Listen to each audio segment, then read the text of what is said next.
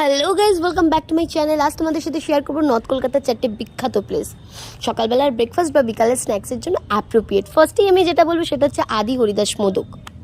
কচি কলা পাতায় 4টে গরম গরম কচুরি, আর তার সাথে ছোলার তরকারি বা আলুর তরকারি, আর সাথে নিজের মনপসন্দ মিষ্টি নিয়ে নাও, যার দাম পড়বে মাত্র 32 টাকা।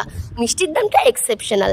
তারপরেই যেটাই চলে যাচ্ছি খানা খাজানাতে, যেখানে নরম তুলতুলে নানপুরি, ছোলার তরকারি আর টকটক চাটনি, আর সাথে স্যালাড, যার দাম পড়বে, দুটোর দাম পড়বে 11 টাকা। যারা কিনা হাতিবাগানে শপিং করতে যাচ্ছে তাদের জন্য একদম ব্রেকফাস্ট বা সন্ধ্যাবেলার খাবারের জন্য ঠিকঠাক জায়গা। তারপরে যেটাই চলে আসছি সেটা হচ্ছে নীলাচলের বিখ্যাত মাছের কচুরি।